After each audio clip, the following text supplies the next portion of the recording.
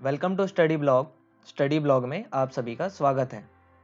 हम टेंस को पढ़ रहे हैं, जिसके अंदर हमने 3 वीडियोस में 3 टेंस को पढ़ लिया है, जो है प्रेजेंट इंडेफिनिट, प्रेजेंट कॉन्टिन्यूअस और प्रेजेंट परफेक्ट। इन तीनों ही टेंस को हमने पढ़ लिया है, जिनकी वीडियोस आपको प्लेलिस्ट में मिल जाएगी, तो आप उन्हें जाकर के जरूर देखें। इस वीडियो के अंदर हम प्रेजेंट परफेक्ट कॉन्टिन्यूअस टेंस को पढ़ेंगे, जो प्रेजेंट टेंस का चौथा और अंतिम प्रकार है। तो चलिए इस टॉपिक को शुरू करते हैं, और यहाँ पर हम अपने प्रेजेंट टेंस को कंप्लीट कर लेंगे। उसके बाद हम पास्ट और फ्यूचर टेंस को पढ़ेंगे। तो चलिए शुरू करते हैं। तो सबसे पहले टेंस क्या होता है?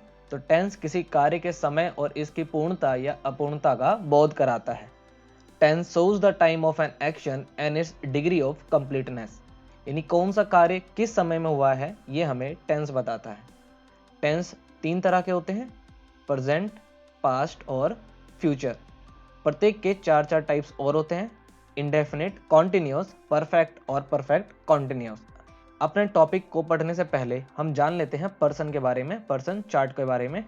इसके बारे में हमने पिछली वीडियोस में भी बात करा है, इसको आप याद कर सकते हैं। जैसे first person singular I, first person plural we, second person singular you, second person plural वो भी you, third person singular he she it this that या फिर कोई सिंगल नेम, और third person plural they these those या फिर plural name या things. तो चलिए और देर ना करते हुए अपने टॉपिक की तरफ चलते हैं, जिसका नाम है प्रेजेंट परफेक्ट कॉन्टिन्यूअस टेंस। इस टेंस में कार्य चल रहे होने की जानकारी दी जाती है, यानी कि कार्य जो है वो अभी भी जारी है, तथा इसमें समय की जानकारी भी प्रदान की जाती है। यानी इस टेंस में हमें 2 चीज़ों के बारे में पता चलता है, एक तो कार्य जो चल रहा है अभी भी, और दूसरा किस समय से चल रहा है इसके बारे में पता चलता है। इसकी पहचान क्या होगी? तो इस टेंस में मुख्य क्रिया के साथ रहा है, रही है, रहे हैं, रहा हूं का प्रयोग होता है, जैसे कि कॉन्टिन्यूअस टेंस में होता है। फर्क सिर्फ इतना होता है कि यहाँ पर समय के बारे में भी बताया जाता है। जैसे कि हमने कॉन्टिन्यूअस टेंस को पढ़ा था, उसका भी जो पहचान है वो बिल्कुल सेम है, रहा है, रही है, रहे हैं, रहा हूं, लेकिन इसमें समय भी बताया जाता है। तो ये प्रेजेंट परफेक्ट कॉन्टिन्यूअस टेंस के अंतर्गत आता है। और ध्यान रहे, समय के साथ से का प्रयोग होता है, यानी कि समय को से डिनोट किया जाता है। आइए कुछ उदाहरणों को देख करके समझते हैं प्रेजेंट परफेक्ट कॉन्टिन्यूअस टेंस के बारे में। जैसे कि पहला उदाहरण है, राम 2 घंटे से घूम रहा है। तो वाक्य के अंत में रहा है आया है, और साथ में इसमें समय भी बताया गया है। तो ये टेंस जो है प्रेजेंट परफेक्ट कॉन्टिन्यूअस टेंस का है। सीता 4 दिन से नाच रही है। तो यानी कार्य जो है वो अभी भी चल रहा है, और इसके साथ साथ इसमें समय भी बताया गया है कि वो कार्य 4 दिनों से हो रहा है। अगला देखिए, लोग 10 बजे से घूम रहे हैं, मैं सुबह से रो रहा हूँ। इस प्रकार के सेंटेंस जो है प्रेजेंट परफेक्ट कॉन्टिन्यूअस टेंस के कहलाते हैं, या इस प्रकार के जो सेंटेंस होते हैं वो प्रेजेंट परफेक्ट कॉन्टिन्यूअस टेंस के अंतर्गत आते हैं। यहाँ पर समय के बारे में बताए जाने पर सिंस या फॉर का इस्तेमाल किया जाता है। अगर आपको निश्चित समय बताया जाए तो सिंस का इस्तेमाल करेंगे, और अगर आपको अनिश्चित समय दिया गया है तो आप फॉर का इस्तेमाल करेंगे। आइए इनके बारे में भी जानते हैं कि कहाँ पर सिंस का इस्तेमाल किया जाएगा और कहाँ पर फॉर का इस्तेमाल किया जाएगा। तो अगला जो पॉइंट है वो है use of since and for, कि सिंस का इस्तेमाल और फॉर का इस्तेमाल किस प्रकार किया जाएगा, इसके बारे में जानना है हमारे को। तो देखिए, सिंस का यूज निश्चित समय के लिए प्रयोग होता है जब भी कभी वाक्य में रहा है, रही है, रहा का प्रयोग होता है। जब भी कभी वाक्य में रहा, रही, रहे का प्रयोग होता है, और इसके साथ अगर निश्चित समय आपको दिया गया हो तो वहां पर आप सिंस का इस्तेमाल करेंगे। जैसे एग्जाम्पल दिया गया है, since 2 AM, 2 PM, 2 o'clock, 3 o'clock। Since कोई साल दिया गया हो, आगे कोई डेज नेम हो, तब सिंस का इस्तेमाल करेंगे आप। कोई टाइम पीरियड हो, जैसे मॉर्निंग, इवनिंग, आफ्टरनून, नाइट, तब सिंस का इस्तेमाल किया जाएगा। यस्टरडे, डे बिफोर यस्टरडे, इन तरह के शब्दों के लिए भी सिंस का इस्तेमाल किया जाएगा। चाइल्डहुड, बर्थ के टाइम से, तब भी since. Since that day, since my dad was born, इन सभी शब्दों के लिए सिंस का इस्तेमाल किया जाता है, यानी कि इन सभी समय के लिए सिंस का इस्तेमाल किया जाता है। जैसे एग्जाम्पल है, I have been studying since morning, मैं सुबह से पढ़ रहा हूँ। यहाँ पर समय बताया गया है सुबह से, तो I have been studying since morning. He has been trying since Monday, यहाँ पर फिर एक दिन आया है मंडे, तो यहाँ इसके लिए भी सिंस का इस्तेमाल किया गया है। आइए जानते हैं कि फोर का इस्तेमाल कहाँ किया जाएगा। तो फोर का इस्तेमाल अनिश्चित समय के लिए, यानी कि समय की अवधि के साथ प्रयोग होता है। जो समय अनिश्चित हो वहाँ पर फोर का इस्तेमाल किया जाएगा। जैसे कि 4 2 सेकेंड, 2 मिनट्स, 2 आवर, 2 डेज या वीक, या 2 मंथ्स, 2 ईयर्स, 2 सेंचुरीज, इन सभी के लिए फोर का इस्तेमाल किया जाएगा। जैसे फॉर अ लॉन्ग टाइम, काफ़ी देर से, फॉर अ वाइल, कुछ देर से, for many days, 4 hours, 4 months, 4 years, ये अनिश्चित समय है, तो यहाँ पर फोर का इस्तेमाल किया जाएगा। जहाँ निश्चित समय हो जाएगा वहाँ पर सिंस का इस्तेमाल किया जाएगा।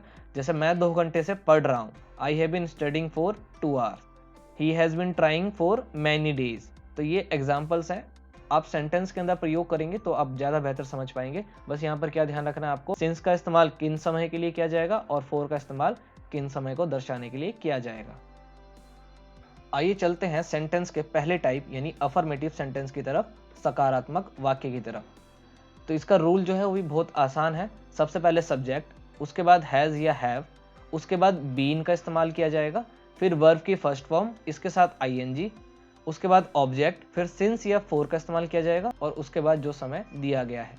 यानी कि सब्जेक्ट, हैज़ या हैव, फिर बीन, फिर वर्ब की फर्स्ट फॉर्म, उसके साथ आईएनजी, फिर ऑब्जेक्ट, फिर सिंस या फोर, और बाद में पॉइंट ऑफ टाइम या ड्यूरेशन या फिर अदर वर्ड्स।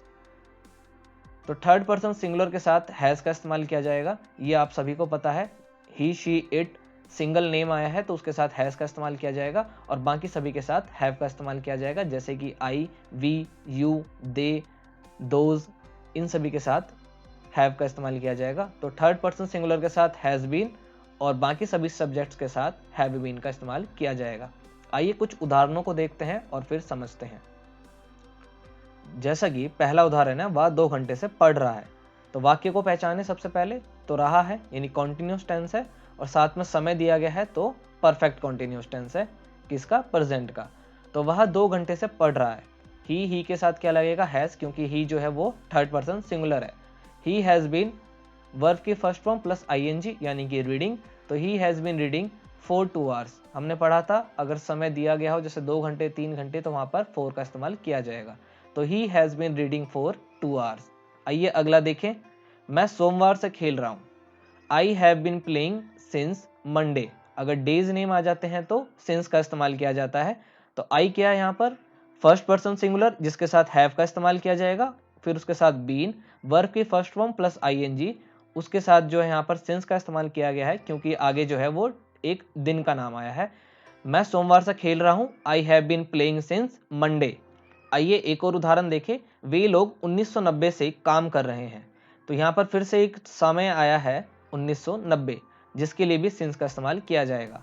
तो they have been working since 1990। एक और देखते हैं, राम सुबह से सो रहा है, तो Ram has been sleeping since morning. Morning, evening, night, afternoon, अगर ये भी आता है तब भी सिंस का इस्तेमाल किया जाएगा। आप उस टेबल को, उस चार्ट को एक बार और देखेंगे तो आपको आसानी से याद हो जाएगा। तो ये तो था अफर्मेटिव सेंटेंस यानी कि सकारात्मक वाक्य किस प्रकार बनाए जाते हैं। तो सबसे पहले सब्जेक्ट, उसके साथ हैज़ या हैव, फिर बीन, फिर वर्ब की फर्स्ट फॉर्म प्लस आईएनजी। जैसा कि मैंने पहले भी बताया है कि जितने भी कॉन्टिन्यूस टेंस होंगे वहाँ पर वर्ब की फर्स्ट फॉर्म के साथ आईएनजी का इस्तेमाल किया जाएगा। उसके बाद ऑब्जेक्ट, उसके बाद सिंस या फिर फोर, और उसके बाद उसके साथ जो समय दिया गया है जैसे कि पॉइंट ऑफ टाइम या ड्यूरेशन। तो सब्जेक्ट हैज़ या हैव, उसके साथ बीन, वर्ब की फर्स्ट फॉर्म प्लस आईएनजी, फिर ऑब्जेक्ट, सिंस या फोर, उसके बाद पॉइंट ऑफ टाइम या ड्यूरेशन, या जिसको हम अदर वर्ड भी कहते हैं। आइए अब नेगेटिव सेंटेंस को भी देखें। तो अगला जो पॉइंट है वो है नेगेटिव सेंटेंस, नकारात्मक वाक्य। नकारात्मक वाक्य बनाने के लिए भी जो रूल होगा वो बिल्कुल अफर्मेटिव सेंटेंस की तरह ही सेम होगा, केवल हैज़ या हैव के बाद नॉट का इस्तेमाल किया जाएगा। आइए उदाहरणों को देखें। वह 2 घंटे से नहीं पढ़ रहा है, तो यहाँ पर वर्ड आया नहीं, तो he has not been reading for 2 hours.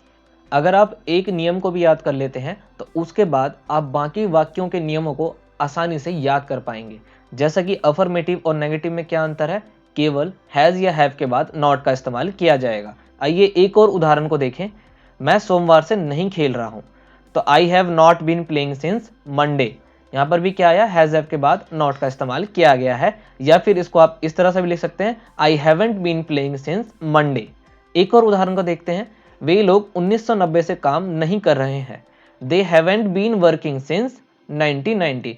आप टाइम पीरियड के लिए इसका जरूर ध्यान रखेंगे कि कहां पर सिंस का इस्तेमाल करना है, कहां पर फॉर का इस्तेमाल करना है।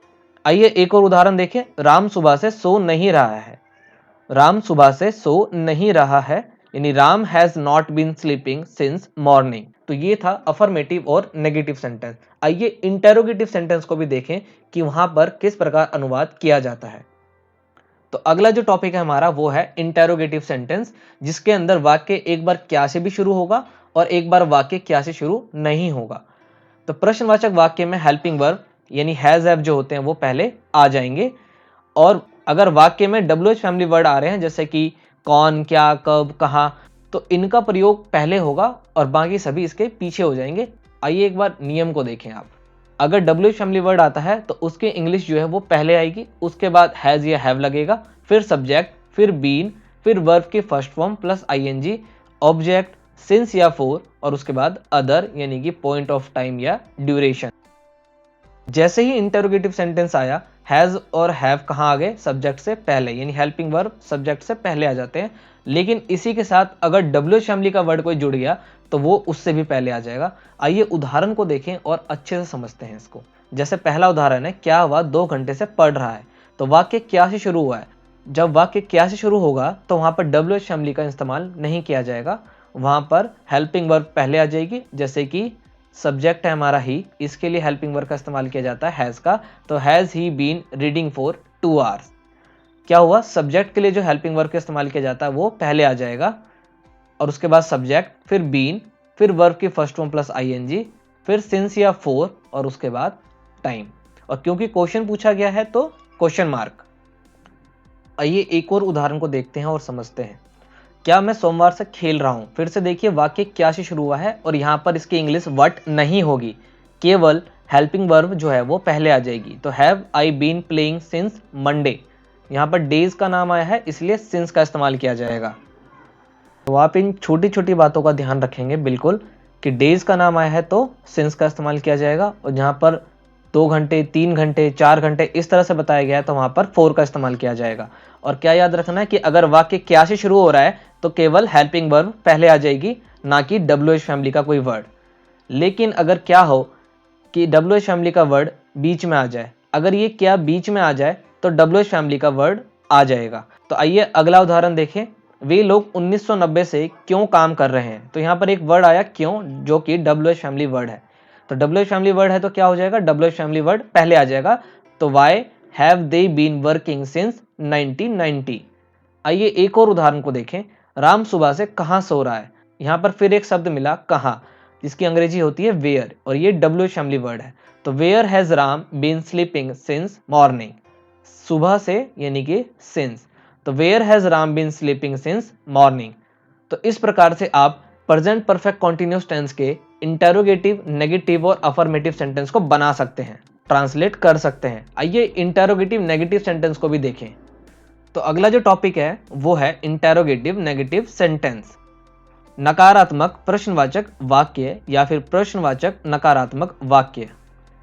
इसका भी जो नियम है वो बिल्कुल सेम रहेगा इंटेरोगेटिव की तरह, केवल सब्जेक्ट के बाद नॉट आ जाएगा। यानी WH फैमिली वर्ड अगर आ गया सेंटेंस में तो वो पहले, उसके बाद हेल्पिंग वर्ब हैज या हैव, फिर सब्जेक्ट, फिर नॉट, फिर बीन, फिर वर्ब की फर्स्ट फॉर्म उसके साथ ING, फिर ऑब्जेक्ट, सिंस या फोर, और उसके बाद पॉइंट ऑफ टाइम या ड्यूरेशन। आइए इसके भी उदाहरणों को देखें। तो पहला उदाहरण है, क्या वह 2 घंटे से नहीं पढ़ रहा है। देखिए वाक्य क्या से शुरू हुआ है तो इसका मतलब यहाँ पर केवल हेल्पिंग वर्ब का इस्तेमाल किया जाएगा। तो has he not been reading for 2 hours. एक और उदाहरण देखें, क्या मैं सोमवार से नहीं खेल रहा हूँ। यहाँ भी देखिए वाक्य क्या से शुरू हुआ है, इसका मतलब हेल्पिंग वर्ब का इस्तेमाल किया जाएगा। तो have I not been playing since Monday. Since और फोर का इस्तेमाल बिल्कुल सटीकता के साथ आप लोगों को करना है। वीडियो को 1 से 2 बार और देखेंगे आप तो आपका ये कंसेप्ट बिल्कुल क्लियर हो जाएगा। आइए एक और उदाहरण को देखें। वे लोग 1990 से क्यों काम नहीं कर रहे हैं? तो why have they not been working since 1990? तो क्योंकि इसके अंदर WH फैमिली वर्ड आया है तो इसीलिए WH फैमिली वर्ड जो है वो पहले आ जाएगा। आइए एक और उदाहरण को देखें। तुम पिछले साल से क्या नहीं कर रहे हो? तो देखिए यहाँ पर वाक्य क्या से शुरू नहीं हुआ है बल्कि क्या जो है वाक्य के बीच में आया है, तो इसके लिए वट का इस्तेमाल किया जाएगा और वट जो है वो एक WH फैमिली वर्ड है। तो what have you not been doing since last year? तो ये बहुत ही आसान है, इसको आप आसानी से सीख सकते हैं। केवल आपको 1 से 2 बार वीडियो को देखना है और उसके बाद थोड़ी सी प्रैक्टिस करनी है और आप इसको बहुत ही आसानी से आराम से सीख जाएंगे। अगर ये वीडियो आपको अच्छी लगी है तो वीडियो को लाइक करना, शेयर करना और चैनल पर नए आए हैं तो सब्सक्राइब करके बेल आइकन को प्रेस करना बिल्कुल भी ना भूलें। मिलते हैं अगले वीडियो में, तब तक के लिए जय हिंद।